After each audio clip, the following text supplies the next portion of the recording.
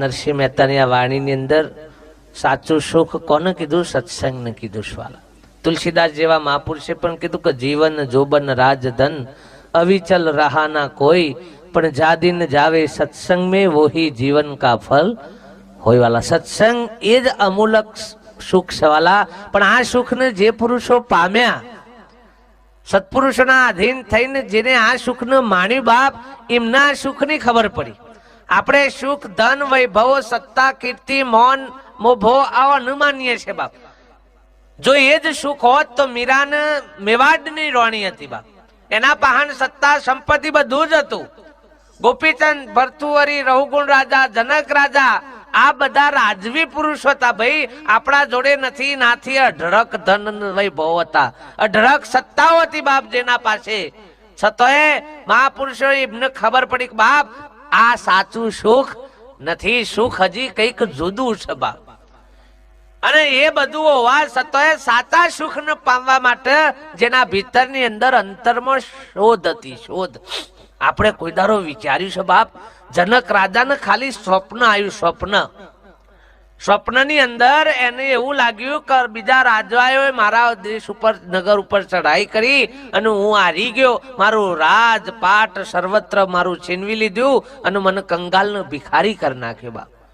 હું ભીખ માંગુ છું ઠીબડું લઈને, 3 દિવસનો ભૂખ્યો છું કે, અને મથીન કે ખાવાનો વારો આવે છે, મને એક જગ્યાએ કે ખીચડી મળે છે અને એ ખીચડી ખાવા જઉં છું, તો કે પાછા પાડા લડતા લડતા આવું છે અને ખીચડી પણ પાછી મારી વેરાઈ જાય છે. છેલ્લી વારની પેલી બળેલી હોય ને એવી ખીચડી કે હાથમાં આવે છે. અને આવી જે સ્વપ્નની અંદર જે આવું ભાષ્યું ને, અને જ્યારે ઉઠી ગયો, જાગ્રત બની ગયો, ત્યારે તો પોતાના રાજની અંદર જ, પોતાના મહેલની અંદર જ હોઈ રહેલો બાપ. સ્વપ્નનો વિચાર કર્યો કે મને આવું સ્વપ્ન આવ્યું કેમ? હું રાત્રે સ્વપ્નની અંદર ભિખારી બની ગયો, કંગાલ બની ગયો. એ સાચું કે અત્યારે હું રાજા છું અને આ રાજભોગ વીર્યો છું એ સાચું? આવો મનમાં વિચાર કર્યો. વિચાર બાપ જાગ્યા પછી આવો કોઈ દાડો આપણને વિચાર આવ્યો છે ભાઈ? પેલા તો આવું સપનું જ નહીં આવ્યું નારું. આયો તો એ ચેવો આયો? નોકરીનો આયો, બદલીનો આયો, પગાર વધ્યો ન આયો, છોકરા થયા ન આયો, બહેન પાડ્યો ન આયો. હા, આવું તો આવું આવ્યું જ નહીં. અને મોય હોય તો આવે કા? મોય આ થોડું, આ તો આ ભક્તિનું બીજે ભાઈ પડેલું હોય ને, પડેલું. આ મહેશભાઈ આમ તો કોઈ આ મિલિટરી વાળા ભજન કર કે બાટલીઓ પીતા હોય, પણ આ તો ભાઈ એના બાપનું પડેલું હતું ને એ આવ્યું છે. આ કહું બાપ, એના બાપનું આ ભક્તિનું બીજ પડ્યું એટલે જાગ્રત થયું છે બાપ. ન કે એમને આ થાય એવું નથી. ગમે તેટલી બુઓ પાડીએ પણ એ તો કોક આપણી પેઢીઓમાં ભાઈ આ હિડિયો જમાવે ને ભક્તિનું, અને આ ભક્તિ વાળું જ મારા હે. બાકી બીજું બધું તો બાકી જ બોલવાનું છે, એ તો કદી એ પૂરું થવાનું નથી બાપ. એ પડ્યું હતું ને એટલે આ જાગૃતિ આવીશ, ન કે આવે નહીં બાપ. એ જનક રાજાને ખાલી આ સ્વપ્નના વિચારમાંથી બાપ પીલ્યો થયું કે નહીં આ સાચું કે તે સાચું. એવા જ સંશયના પ્રશ્નનું નિરાકરણ કરતા કરતા અષ્ટવક્રા જેવા મહાપુરુષ મળી ગયા બાપ. અને એ અષ્ટવક્રાએ કીધું કે હે રાજન, વિદ્વાનો પંડિતો જે રાજાના નગરમાં જે સતત વેદ પુરાણ શાસ્ત્રોના અભ્યાસ હતા ને ભાઈ, એવા પણ આ વસ્તુનો જવાબ આપી શક્યા નતા. અને જેને જવાબ નતો આપ્યો બધાને જેલમાં પૂરી દીધા હતા જનક રાજાએ કે મારા રાજનું તમે આટલા ઠાઠમાઠથી ખોશો અને મારા સંશયનું તમે નિરાકરણ ના કરો. બધાને જેલમાં પૂર્યા. એમાં અષ્ટવક્રાના પિતાજીને પણ મોય જેલમાં પૂર્યા હતા. એટલે અષ્ટવક્રા નાના હતા, બાળક સ્વરૂપ. એમની માતાને પૂછ્યું કે બા મારા બાપો ચો છે? તો કે તારા પિતાજીને તો બાપ કે જનક રાજાએ જેલમાં પૂર્યા છે. કે કેમ પૂર્યા છે? કે બા તો કે આવા રાજાને કઈક પ્રશ્ન થયો તો એ પ્રશ્નનો ઉત્તર નથી આપી શક્યા, એટલે બધા વિદ્વાનો પંડિતો બધાને જેલમાં પૂર્યા છે. તો કે એ રાજાનો એ જવાબ હું આપું કે મારા બાપાનું હું છોડી લાવું? અષ્ટવક્રા નાની ઉંમર હતી બાપ. જનક રાજાના દરબારમાં પહોંચ્યા. જનક રાજા મોટા વિદ્વાનો પંડિતોની સભા ભરીને બેઠો હતો. અને અષ્ટવક્રા જેનો 8 અંગ ઓકો હતો બાપ. આ જનક અષ્ટવક્રા જેવા દરબારની અંદર પ્રવેશ્યા એટલે મોટા વિદ્વાનો પંડિતો ના બધાની નજર પેલા અષ્ટવક્રાના ઉપર પડી, જેનો 8 અંગ ઓકો હતો. આ જોઈને પેલા બધા હસ્યા. દરબારની અંદર બધી સભા ભરીને બેઠા હતા ને એ બધા હસ્યા કે આવો કદરૂપો માણસ હોય તો આવી ગયો. એ બધા હસ્યા એટલે અષ્ટવક્રાય હ્યામય ભેગા હોમાં. એટલે રાજાનો પાછો બીજો ડખો થયો કે આ તો બધા જોઈ ન હશે નહીં રે હુકા હતો હે. એટલે પાછું પૂછ્યું કે તું હુકા હ્યો કે આ બધા તારા નગરમાં બધા ચોબડિયા ભેગા કરે બાર કાઢ કે પેલા તો આ બધો. અરે કેમ મૂર્ખા તને હું જ પરસ તારા અંગનો ઠેકોણો નહીં તારા શરીરનું ઠેકોણ નહીં. આ તો બધા કાશીના આ બધા વિદ્વાનો છે કે એકે વિદ્વાન નથી. બાર કાઢ બધા કે બાર કાઢ. આ તો બધા ચોબડિયા છે કે ચોબડિયા કે એટલે કેવું થાય ભાઈ. પેલા કે ચમ ભાઈ તો કે આ બધા અહ્યા એ હુકા હ્યા એટલે કે તારો આઠે અંગ ઓકો તો એ જોઈ ના હ્યા. તો કે આ અંગ જે જોયો એટલે ચોબડું જ જોયું કે બીજું કોઈ જોયું. આ મારો આઠે આઠ અંગ એ મારા શરીરનો ઓકો છે. મારો ઓકો નથી. આ શરીરથી હું તો જુદો છું. આ શરીરે હું નથી. અને આ તું જેને વિદ્વાન કીશ પંડિતો કીશ તો આ ચોબડાનું જ જ્ઞાન છે. આ શરીરનું જ જ્ઞાન છે બાપ. એને પરમાત્મા સ્વરૂપ કે પોતાના આત્મા સ્વરૂપનું જ્ઞાન નથી. જો આત્મા સ્વરૂપે જોયો તો આત્મા ઓકો છે. તને આત્મા બૈરું છે. આત્મા પુરુષ છે. પણ એને શું જોયું છે?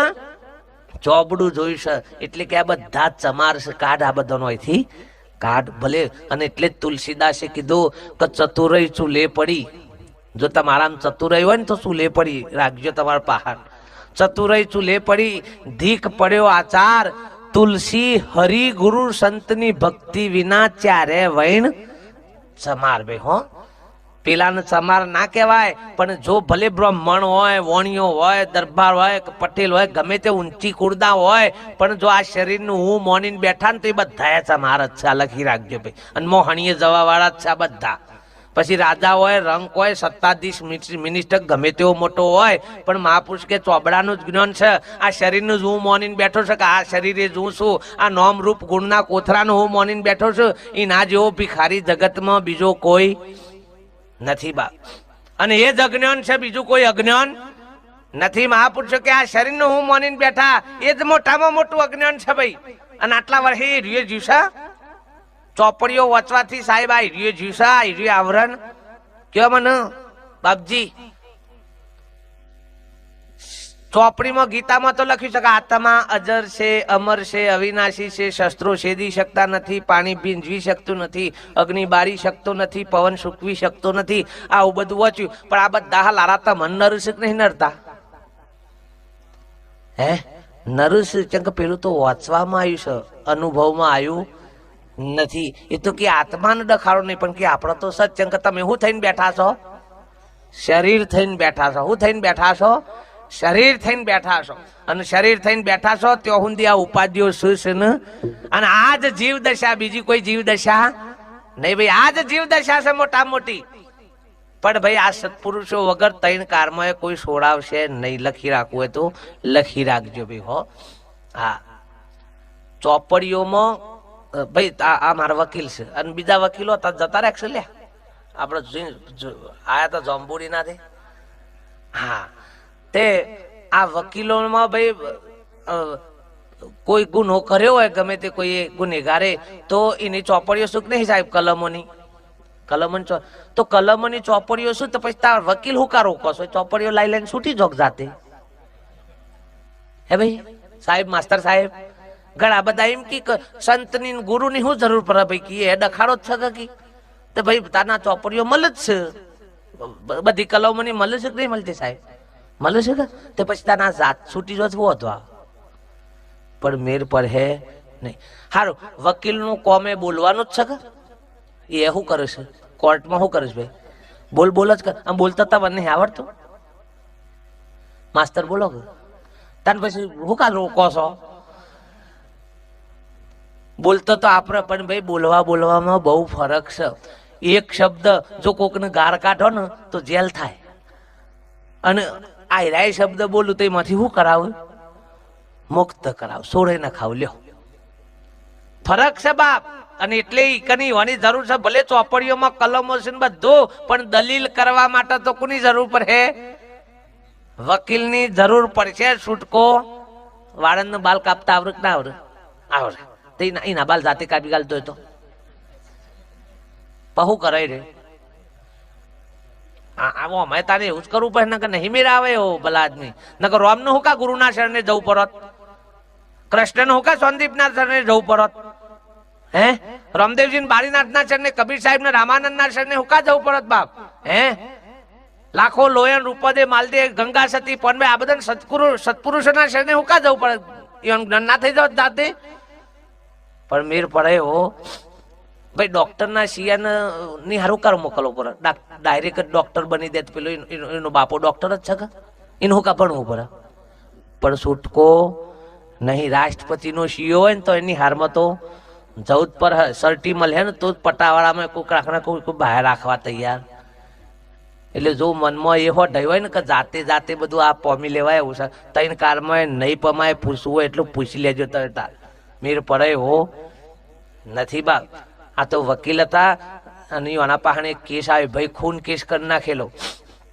તે કે ગમે તે કરો પણ મને છોડાવો પેલો કે છોડાવો તે ફી લીધી ને પછી તમે જો તો વકીલે ચાલુ કર્યો કેસ પણ સારો કેસ બધો ઓકવર્ડ જતો રહ્યો એટલે પછી વકીલે એક છે યુક્તિ કરી કે ભાઈ આમ બીજો કોઈ એવું ડખાથી છૂટાય એવું નથી પણ આમ તું એક જ કામ કર જજ ને બધા તને વકીલો ને ફકીલો જે પૂછ કરે ને એટલે તારા મ્યાવ મ્યાવ જ બોલવાનું બીજું કોઈ બોલવાનું નહીં ગમે તે પ્રશ્ન પૂછે એટલે તારા મ્યાવ જ કહેવાનું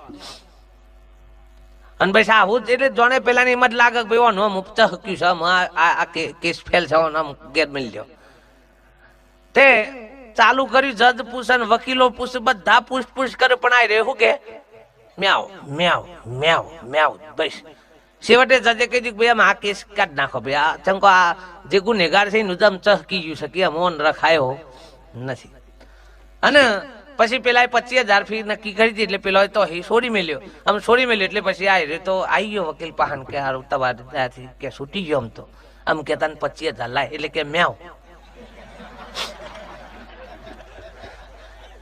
પછી પેલા ફી માગી કે તાના 25,000 મારા ફી ના હાલ દે એટલે કે મ્યાવ એટલે કે તો ખાલી તો પૂરતું જ હતું કે ના તમે જ કીધું છે કે મ્યાવ પણ કે આમ એ મારા આગળ મ્યાવ ના કરાય ભલા આદમી મી તને હું છોડાયો એટલે આ તો ભાઈ આ તો જે સંતો છોડાવ્યું અને જ નારાયણભાઈ મ્યાવ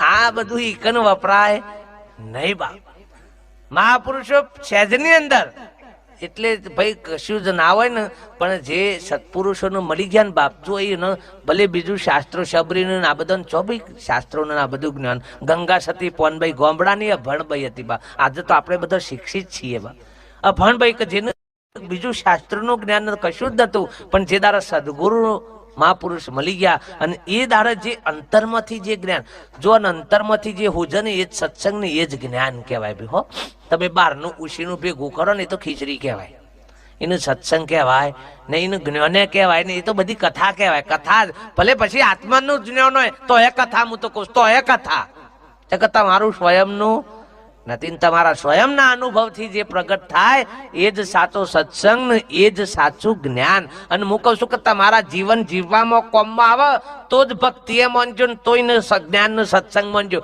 નકા એ જીવન જીવવામાં કોમમાં ના આવે આમ બધું જાણતા આવીએ બે બેનો એક બેન છે ને અભણ બચારી અને એક બેને પતિવ્રતા ધર્મ ઉપર પીએચડી કરેલી એના ઉપર પતિવ્રતા ધર્મ ઉપર પીએચડી કરેલી અને બીજી બચારી આ બેનો સમૂહ લગ્નમાં બેનો લગ્ન થયો અને હવના ઘેર જ્યો આમાં પતિવ્રતા ઉપર પીએચડી કરે તો ને એ 100 મહિને રિટર્ન થઈ ગયો બહુ વિચારવા જેવું છે આ ભલે 10 ટન પીલ્યો હોય આ પતિવ્રતા ધર્મ વાળો જે બેન હતો કે એ 100 મહિને બિસ્તરા પોટલો લઈને યોને ઘેરને છૂટાશેરા થઈ ગયા અને પેલી બચારી અભણભાઈ કે જેનું પતિવ્રતા હોય એ ખબર હતી નહીં એવાનો ગરવાખરો તોકન મોડ્યો આમ ખાસા ટાઈમે પેલો બેન આવ્યો કે અભણ બેન અને આ બે ગામમાં પાછી બેનપણીઓ 2 વર્ષે મળી એટલે કે બોન તારા જેવું ચાલે છે એટલે પેલી અભણ બેન કે મારે તો બાપ એ મારું જીવન ચાલે સંસાર જીવન સારું ચાલે છે મારે હરી મરીને રહીએ છે આગા પાછી થાય તો પાછું બધું હરખું કરીને હેડારીએ છે કારણ કે બોન તમે તો પતિવ્રતા ઉપર પીએચડી કરી છે, તમારે તો અમારા કરતાથી જોરદાર ચાલતું હશે. પેલો કી બોન કીવો હોવા તમારા કરતા જોરદાર છે કે હું 6 મહિના થયા રિટર્ન થઈ ગઈ છું કે હું તો એ કી બોન ચમા આવું થયું પણ તમારા કે ચમ તમે તો ના ઉપર તો આખી પીએચડી કરી છે કે પીએચડી કરી છે ખરી, એટલે પીએચડી માં એવું ભણવાનું આવે કે પતિવ્રતા ધર્મ પાળવાનો એટલે કે પતિની આમ સેવા કરવાની, પતિનું સેવા કરવાનું, પતિની આજ્ઞાનું પાલન કરવાનું, પતિનું કયું આ બધું ભણી ખરી પણ તો દઈને કશું કરતી નથી. મારા ધણીનું કોણ કીધેલું જ નથી કરતી કે બધું વાંચ્યું જે શબ્દોમાં ખબર હતી પણ તો વર્તમાનમાં લેતી નથી. મારા ધણી કોક કે તો હમ થઈ જતી હતી કે એટલે પેલા કાઢી મેલી ત્યાં તો તાન રિટર્ન જ થતો તાની હો. એમ ભાઈ જ્ઞાનમાં તો બધા ચોપડીઓ વાંચી વાંચી આજે તો હું ઘણી વખત કહું છું કે કૃષ્ણ આવે ને કૃષ્ણ ભગવાન તો એની ગીતામાંથી આવી રહ્યા એને પૂછી પૂછીને ગોથો ખવડાવો એવા આપણે તૈયાર થઈ ગયેલા છીએ. આજે પેલાને હલવા મન થાય ખારું મિયા આવું લખ્યું હોય કે નહીં લખ્યું હોય ગીતા શી ખબર સાહેબ. એવી આપણે આપણા પાસે એવું ભેગું મટીરિયલ કરી રાખીશું પણ કશાય કામનું નહીં. બા મીરાના ઉપર નરસિંહ મહેતા ઉપર લોકો આજે પીએચડી થાય છે પણ મીરા નરસિંહ મહેતાએ જે અનુભવ કર્યો એ અનુભવ પ્રાપ્ત થશે નહીં. આ લખી રાખો બા. ભલે એના ઉપર પીએચડી થો પણ એ પુરુષોએ જે અનુભૂતિ પ્રાપ્ત કરી અને જે આનંદ માણ્યો એ આનંદ નહીં માણી શકીએ બા. કારણ કે આપણા જોડે શબ્દનું જ્ઞાન આવ્યું છે, પારખનું આવ્યું. અને જે દારે તમારું પારખનું આવશે ને એ દારે હું તો એમ કહું છું કે તમારી સ્પેશિયલ ચોપડી છપાય, તમારું શાસ્ત્ર, તમારું જ્ઞાન, તમારું સત્સંગી શાસ્ત્ર બની જાય બાપ. લ્યો તમારું પર્સનલ થઈ જાય બાપ. અને એ જ્ઞાન થાય અને એવું જ્ઞાન આપણા જીવનમાં વળે જાય તો કોમનું બાપ. જેસલ તોરલ ગંગા સતી આ બધો કોઈ આપણી જેમ આવા ભજન શિબિરો બીબીરો નથી ભરી ભાઈ હો. આજે તો આપણો સમય સારો છે તે આપણને આટલું બધું સંતોનો આટલું બધું જ્ઞાન સત્સંગ મળે છે. એ પુરુષોને આટલું બધું નહોતું મળ્યું ભાઈ પણ એવાનું જીવન સત્સંગ બની ગયું. એવાનું જીવન શું બની ગયું? સત્સંગ. એવાનું જીવન ભજન થઈ ગયું. આપણે ભજન ગઈએ છીએ પણ આપણું જીવન ભજન બનતું અને ના બને ત્યાં સુધી ગાયેલું બધું નકામું. ગાવા તો કલાકારોએ ગઈ છે બાપ. એ તો ગઈ ગઈ ની એના પૈસા ઉપરથી ઉભા કરે છે અને આપણે તો ગઈ ગઈને સમય બગાડીએ છીએ આપણો. ગાવામાં તો આપણે સરસ સરસ બધું ભગવાન સિવાય બીજા કોઈને ગોણું જ નહીં ગાતા. તમે જુઓ તો મોહન ઘેર આવો ને તોબા તે કુળની ઝંડીઓ પેલી કુંડીઓ પર આવો, જીલણિયા જીર કેરા આવો, મોહન ઘેર આવો, સેવ સુવારી લાપસી બનાવો, હે ખાવા આવો. પણ બનાવ્યું હોય તો આવો કે ખાલી વાતો જ કરવાની અને બનાવ્યું હોય તો ઘરનો મોહન ભૂખે રહેતો હોય. ઘરના મોહનની મોહન કશીએ ખબર છે નહીં. ગાવામાં આવ્યું છે ભાઈ. ગાવામાં અત્યારે ભક્તિ બે જ પ્રકારે થઈ રહી છે, એક ગાવાની ને એક ખાવાની. બસ રહોડું હોય કે આપણે કેટલા માણસનું હતું? 400 માણસનું હોય. ગણજો કેટલા છે? બીજી આઈટમ તો હતી ત્યાં લાડવા વાળી આઈટમ આવે. એ ગાવું ને ખાવું ભાઈ આ ભક્તિ છે બધા. અને એ મજા આવે છે. આમ જો નાચવા કૂદવાનું હોય ને આ તો સારું. આ હોય 2 કલાક બેહવું પડે ને તો એ બેન ટોટ્યા દુખતા હી આમ કોલ લોબા લોબી કરે. પણ હોય જો આપણે ડિસ્કો ચાલુ કરાવું ને ભજનમાં તો હજી હવાર પર હા ચક ફાવટ આવી ગઈ છે. અને તમને તો એમ જ લાગે ખરેખર કૃષ્ણ વખતે આ જ ગોપીઓ હી. હા પણ બાપ ભક્તિઓ કોઈ ખેલ નહીં, ખેલ કાઢવાનો. ભિખારામ બાપે એવું કહેતા કે ગાયા બજાયા લોક रिजाया खबर नहीं पाया बंदा अपने घर की. दास भिखाराम यूं कहे तन मन धन शीश अर्पण कर तो खबर પડે वो घर की. તન મન ધન શિષ્ટ થી આધીન થઈ જાય બાપ. એ ભક્તિ છે, એ સત્પુરુષની વાત છે બાપ. અને સદગુરુ વગર આ ભક્તિની શરૂઆત થાય એવી નથી. આ